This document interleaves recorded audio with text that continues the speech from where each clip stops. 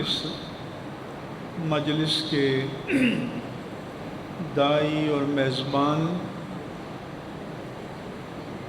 اہل سنت و جماعت کے اس عظیم ادارے کے شیخ الحدیث و محتمم مفتی اعظم سندھ علامہ مفتی محمد جان نعیمی صاحب ہم سب کے لیے قابل صد احترامات و تکریمات، ہم سب کے مہمان مکرم حضرت شیخ الحدیث علامہ پیر غلام رسول قاسمی صاحب دامت برکاتہم اور عالمی سطح کے ممتاز خطیب اور مبلغ حضرت علامہ غلام ربانی افغانی صاحب اور اہل سنت و جماعت کے ممتاز مناظر اور خطیب حضرت علامہ سید مظفر شاہ صاحب، دارالعلوم امجدیہ کے محتمم حضرت علامہ ریحان امجد نعمانی صاحب، علامہ قاضی محمد احمد نعیمی صاحب اور دیگر جو علماء کبار یہاں تشریف فرما ہیں، سب کی تکریمات و تشریفات کے ساتھ آپ نے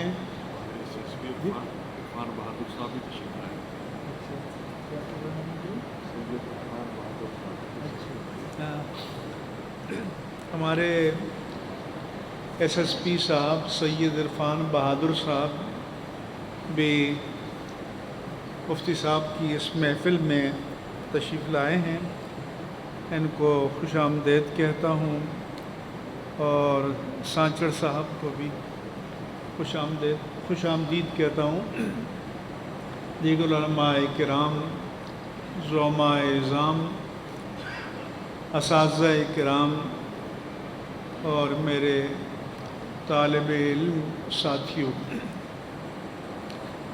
آپ نے انتہائی فاضلانہ محققانہ خطاب سنا اور میرے بعد بھی نہایت عالی شان خطابات ہونے والے ہیں۔ میں سادہ سے انداز میں مختصر وقت میں چند ضروری باتیں آپ کی خدمت میں عرض کرنا چاہتا ہوں۔ ایک تو یہ کہ ہمارے اصول فقہ میں ہمارے قواعد شرعیہ میں تکفیر اس پر کی جاتی ہے جو کسی ایسی چیز کا انکار کرے جو قطعی الثبوت اور قطعی الدلالت ہو۔ قطعی الدلالت کے معنی یہ ہیں کہ وہ مؤول نہ ہو، اس کی تعویل نہ کی جا سکے، اس کا معنی قطعیت کے ساتھ متعین ہو اور سب پر واضح ہو۔ ما کان محمد ابا احد من رجالکم ولکن رسول اللہ وخاتم النبیین، اس کے قطعی الثبوت ہونے میں تو کوئی شک نہیں، قرآن ہے، اور ساری امت کے نزدیک خاتم النبیین کے قطعی الدلالت ہونے میں بھی کوئی شک نہیں ہے،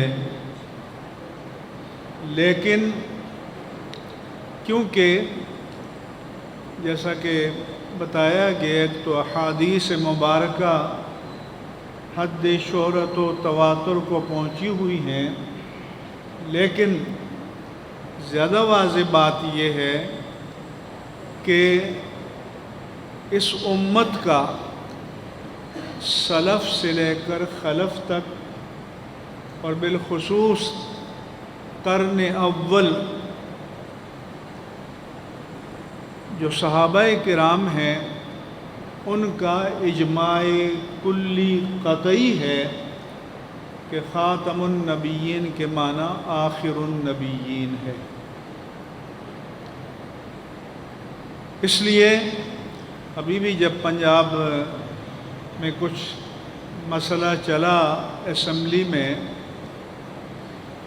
ایک صاحب نے حکومت کے ایک معاون پر قادیانیت کا الزام لگایا جو ایسٹ ریکوری یونٹ کے لیے وزیر اعظم کے معاون ہیں۔ تو انہوں نے کہا جی میں تو بڑا عاشق رسول ہوں اور میں تو خاتم النبیین کو مانتا ہوں۔ اتنا کافی نہیں ہے، نہ ہمیں جعلی اور 10 نمبری عاشق رسول چاہیے۔ اس سے جب یہ کہا گیا کہ تم مرزا قادیانی کے بارے میں کہو کہ یہ مرتد ہے، تو یہ کلمات اس کی زبان سے نہیں نکلے۔ اس لیے یہ بات آپ ذہن میں رکھیں کہ جب کوئی یہ کہے تو ویسے تو مرزا بھی کہتا تھا۔ اس لیے آپ کے مطالبات 2 ہوں گے، ایک تو یہ کہ آخر النبیین مانو، اور آخر النبیین جب مانا جائے گا تو اس کے بعد کسی نبی کے آنے کا سوال پیدا نہیں ہوتا۔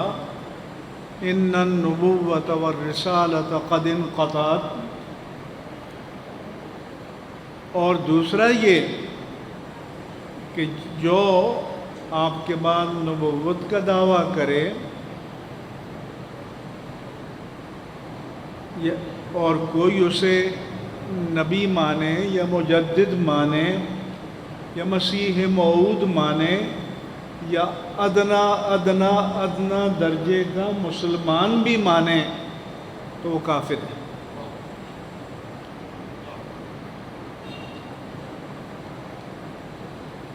اس لیے جب یہ جو ہمارے نظام کی جڑوں میں بیٹھے ہوئے ہیں، جب ان سے مطالبہ ہو تو پھر کلیئرٹی کے ساتھ مطالبہ ہو، آئیں اور آن دا ریکارڈ بات کریں۔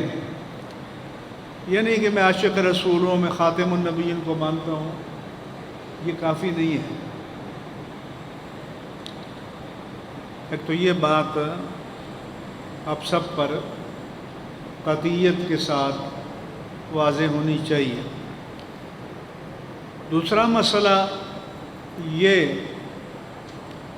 کہ عقیدہ ختم نبوت کو اور ارتداد قادیانیت کو ہماری دوسری آئینی ترمیم میں تحفظ دیا گیا ہے، لیکن بحیثیت مجموعی اب بھی وہ نافذ نہیں ہے، کیونکہ ہماری ریاست کے صرف 2 عہدے ہیں، صدر اور وزیر اعظم، کہ آئین کے ضمیمے میں یا انیکسی میں ان دونوں کے حلف میں ارتداد قادیانیت اور اقرار ختم نبوت شامل ہے۔ اس کے علاوہ پاکستان کے کسی بھی منصب کے حلف نامے میں یہ عقیدہ شامل نہیں ہے۔ مسلح افواج کے سربراہان، اعلیٰ عدلیہ کے جج صاحبان اور چیف جسٹسز، ساری ٹاپ کلاس بیوروکریسی، سارے گورنر، سارے پارلیمنٹیرین، فیڈرلز اور پروونشل کیبنٹ کے سارے ارکان، ان میں سے کسی کے حلف میں یہ عقیدہ شامل نہیں ہے۔ تو کوئی اگر آپ نے یہ سمجھا کہ سارے تقاضے پورے ہو گئے ہیں تو ایسا نہیں ہے۔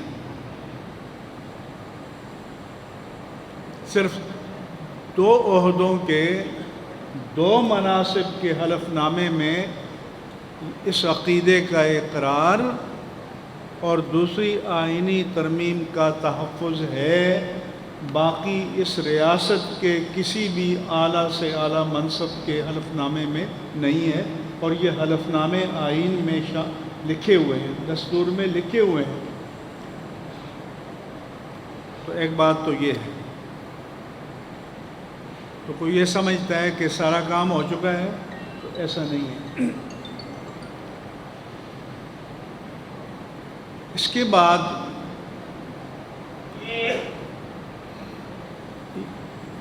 دین پر جو حملے ہو رہے ہیں ان کا سلسلہ جاری ہے۔ اس میں سے ایک تو فورس کنورشن بل ہے، یعنی جبری تبدیلی مذہب کا بل ہے، جسے پہلے سندھ اسمبلی نے پاس کیا تھا۔ ہم سب لوگ چیف منسٹر کے پاس گئے تو اسمبلی سے پاس ہونے کے باوجود اسے روک دیا گیا، کیونکہ جب اسمبلی یا پارلیمنٹ کے پاس شدہ بل پر جب تک گورنر کے دستخط نہ ہو وہ ایکٹ نہیں بنتا، ملک کا قانون نہیں بنتا۔ اسی کو اب پاکستان سینٹ میں بل کو پیش کیا گیا، اس پر پارلیمنٹری کمیٹی بنی ہے، اس کی رپورٹ آئی ہے، اور گورنمنٹ گول مول باتیں کر رہی ہے کہ ابھی یہ ہو گیا، ابھی وہ ہو گیا، ود آل کلیئرٹی ابھی گورنمنٹ نے اس بل کو واپس نہیں لیا۔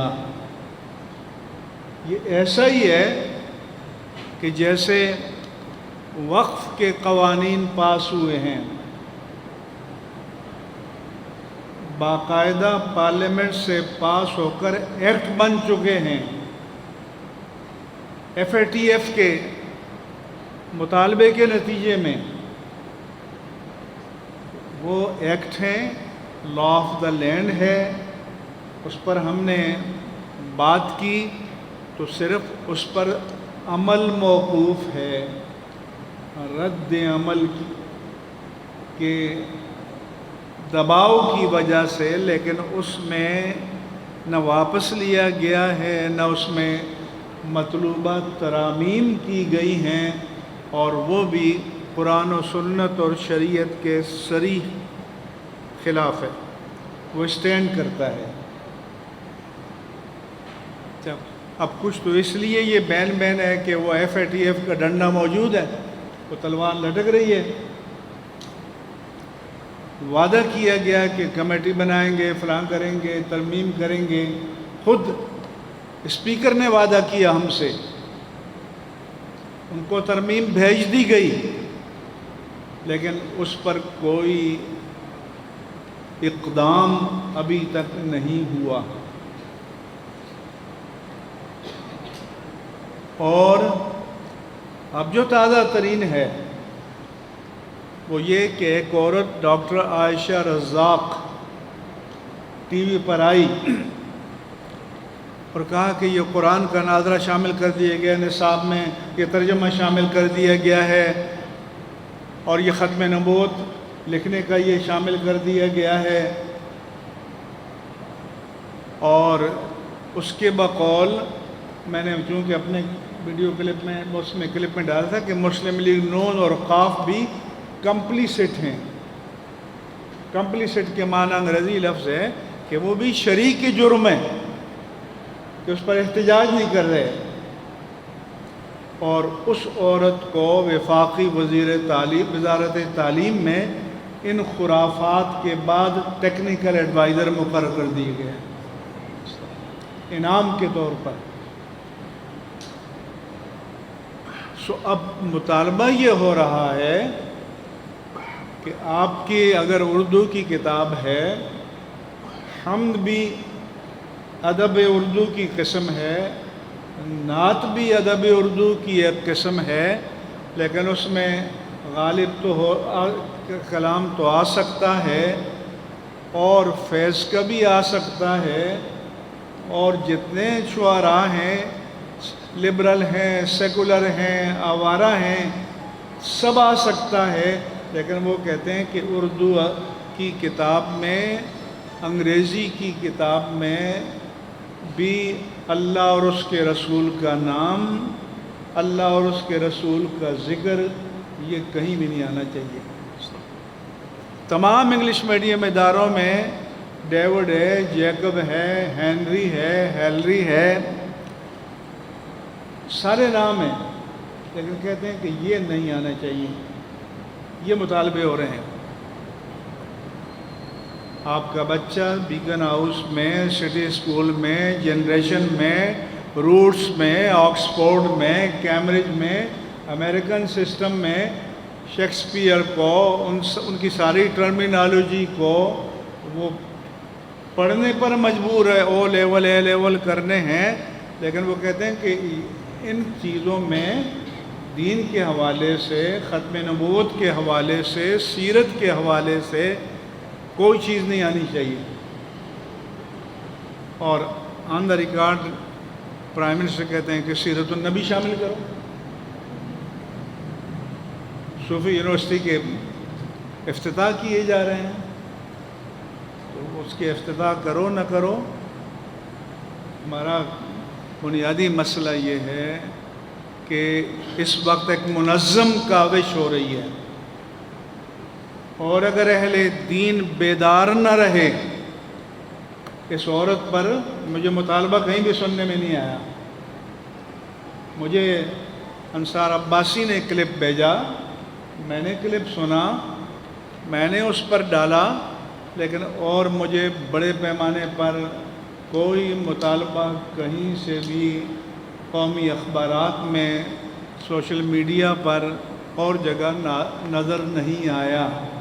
تو ان کو اس سے بھی تکلیف ہے کہ اسکول میں بچوں کو ناظرہ نہیں پڑھانا چاہیے، ترجمہ قرآن کی بات نہیں ہونی چاہیے، سیرت کی بات نہیں ہونی چاہیے، یہ سب چیزیں ختم کر دو۔ اس لیے علماء جنہوں نے اپنے اللہ سے عہد کیا ہے، اللہ کے رسول سے عہد کیا ہے، قوم سے عہد کیا ہے کہ وہ دین کی حفاظت کے لیے کھڑے ہوں گے، تو پھر اس کا وقت سر پر کھڑا ہے۔ اور یہ ہمارے یہی جو اجتماعات ہیں، یہ اس کے لیے ناکافی ہیں۔ یہ تو اس لیے ہے کہ آپ کے لیے اویئرنیس پیدا ہو جائے، آگہی پیدا ہو جائے، آپ کو پتہ چلے کہ ہو کیا رہا ہے۔ ابھی میں ہائی کورٹ بار میں بہت بڑا اجتماع تھا وکلاء کا، وہاں یہ تمام چیزیں میں نے، جو لیگیلٹی ہے، جو کانسٹیٹیوشنل ریکوائرمنٹ ہے، جو کچھ ہو رہا ہے، یہ تفصیل سے ان کے سامنے میں نے بیان کی ہیں، اور یہ علماء کو بھی معلوم ہونی چاہیے۔ اور پھر جو تنظیمات ہیں، جو ریلیجیو پولیٹیکل یا مذہبی سیاسی جماعتیں ہیں، جو باقی بھی ہیں، وہ مسلمان تو ہیں نا، تو یہ سب کی ذمہ داری ہے کہ اس پر وہ آواز اٹھائیں۔ میں نے وہاں کہا تھا کہ پیپلز پارٹی کا کریڈٹ ہے یہ کہ اس کے دور میں آئین میں اسلامی دفعات شامل ہوئیں اور دوسری آئینی ترمیم منظور ہوئی، اگرچہ اب وہ شرماتے ہیں تھوڑا سا، تو ہم تو آپ کو کریڈٹ دے رہے ہیں کہ بھئی آپ نے کیا ہے تو اس کے تحفظ کے لیے بھی آپ کھڑے ہوں۔ تو اس لیے ختم نبوت کا مشن بھی ابھی نامکمل ہے، اور جتنا ہے اس کو بھی مٹانے کی کوشش کی جا رہی ہے۔ باہر سے، یورپین یونین سے، امریکہ سے، ادھر سے جو مطالبے آتے ہیں وہ انہی بنیادی چیزوں کے بارے میں آتے ہیں کہ ارتداد قادیانیت کا، ناموس رسالت کا، ناموس مقدسات دین کا، اور اب تو جب یہاں شروع کر دیا گیا ہے اور مسلمانوں کو استعمال کیا جا رہا ہے، اہل سنت کو استعمال کیا جا رہا ہے، تو یہ کیوں ہے؟ تاکہ یہ جھجک ہی ختم ہو جائے، یہ ہیزیٹیشن ہی نہ رہے، لوگوں کی جسارتیں بڑھ جائیں۔ اس لیے آپ حضرات کو، سب علماء کو بیدار رہنے کی ضرورت ہے، قوم کو متوجہ کرنے کی ضرورت ہے۔ اس لیے تو لوگ کہتے ہیں جی بس سیاست کی بات نہ کرو، اور کیونکہ دین کی بات کرنا سیاست ہے، ختم نبوت کی بات کرنا سیاست ہے، تحفظ ناموس رسالت کی بات کرنا سیاست ہے۔ کیا ہم نظام کو چیلنج کریں گے نا؟ اس کو بزرگ کہتے ہیں کہ نہیں سیاست کی بات نہیں، تو ایسے بزرگوں کو کہتے ہیں بڑے اچھے لوگ ہیں جی، فلاں طبقہ بہت اچھا ہے، فلاں طبقہ بہت اچھا ہے، کسی کو چھیڑتا نہیں ہے، کسی کو برا نہیں کہتا، بس اپنے اللہ اللہ کرتا ہے اپنے حساب سے۔ تو کیا انہیں اللہ اور اس کے رسول کے سامنے جواب نہیں دینا ہوگا؟ کیا ان سب سے نہیں پوچھا جائے گا؟ اور سیاست تو شعار نبوت ہے، سیاست تو فریضہ نبوت ہے۔ کانت بنو اسرائیل تسوسهم الانبیاء الا انہ لا نبی بعدی وسیکون خلفاء۔ سیاست کیا ہے؟ یہ موجودہ سیاست تو گالی کے معنی میں ہے کہ میرے ساتھ سیاست نہ کرو۔ سیاست تو امت کے اجتماعی امور کی تنظیم کا نام ہے، تدبیر کا نام ہے۔ وہ آپ دوسروں کے ہاتھ میں دے دیں اور آپ اپنے گوشے میں بیٹھ کے اللہ اللہ کریں، تو جو گوشے میں بیٹھ کے اللہ کرتے ہیں ان سے کوئی ناراض نہیں ہے، کسی کو پریشانی نہیں ہے۔ اس لیے اقبال نے کہا تھا کہ وہ ہند میں سرمایہ ملت کا نگہباں، قدرت نے بر وقت کیا جس کو خبردار، گردن نہ جھکی جس کی جہانگیر کے آگے، اس کے نفس گرم سے گرمی احرار۔ تو اس لیے میں کہتا ہوں بھئی یہ تصوف کرتے ہو تو پھر مجدد کے تصوف کی بات کرو، یہ لوگ مجدد ہی ہیں۔ غوث الاعظم کے تصوف کی بات کرو۔ یہ جو بے جان تصوف ہے، جو غیرت دینی کو مٹا دے، حمیت دینی کو مار دے، تو اس سے ہم نے کیا کرنا ہے؟ اس لیے یہ سب کی ذمہ داری ہے، کوئی پیر ہو، کوئی میر ہو، کوئی امیر ہو، جو بھی ہو، دین کے لیے سب مسئول ہیں، سب جواب دہ ہیں، سب اکاؤنٹیبل ہیں، اور سب سے اللہ کی عدالت میں پوچھا جائے گا، اور سب نے اللہ اور اس کے رسول کی بارگاہ میں جواب دینا ہوگا۔ اور یہی ہمارا دین ہے، یہی ہماری سیاست ہے، یہی ہماری ذمہ داری ہے۔ اللہ مجھے اور آپ ہم سب کو اس کی توفیق عطا فرمائے۔ وما علیہ الا البلاغ المبین۔